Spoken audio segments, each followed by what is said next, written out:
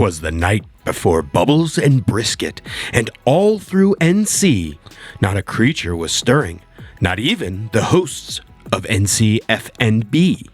The brisket was smoking on a pit with care, in hopes that all of NC soon would be there.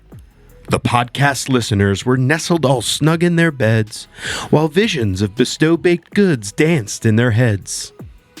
And Matt in his headphones, and I in my NCF&B hat, had just started recording our latest food chat. When at Smoky Hollow there arose such a clatter, we sprang from the studio to see what was the matter. Away from the microphones we flew like a flash, tore open the shutter and threw up the sash. The moon on the brisket being cooked so slow had us craving the delicious meat below.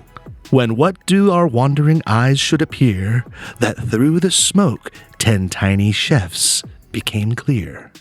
With a little old driver so lively and neat, we knew in a moment it must be Saint Meat. More rapid than eagles his Q-chefs they came, and he whistled and shouted and called them by name. Now Oldie's Tavern, now Damp Good Barbecue, now Alley 26, now Corner Boys and Lawrence Barbecue. On Lady Edison, on Southern Smoke Barbecue, on Longleaf Swine Barbecue, and on Butcher's Market and Shepherd Barbecue. To the top of Smoky Hollow, to the top of the wall, now smoke the meat, smoke it for all. So down to the plaza the Q-chefs flew, with the smokers full of brisket and delicious sides too. Among all the cooking we heard on the ground, the prancing of sommeliers coming around. We watched in amazement as they put their wines on display, for everyone to enjoy rosé all day. Down to the smoker Saint Meat came to look around, to make sure there was plenty of salt and pepper abound.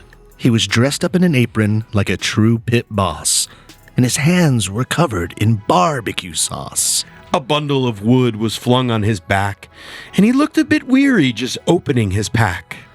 How his meat it twinkled, his rubs how merry, his cheeks were like coleslaw, and his nose like a Rainier cherry. He sprung to the smoker, to his team gave a whistle, and away they all flew to cut away the gristle. But we heard him exclaim as he drove out of sight, "Happy Bubbles and Brisket to all, and to all a good bite." Proceeds go back to the Food Bank of Central and Eastern North Carolina. If you have not received your ticket yet, go to the ncfbpodcast.com to buy your tickets. Eat and drink merrily, y'all. See you tomorrow.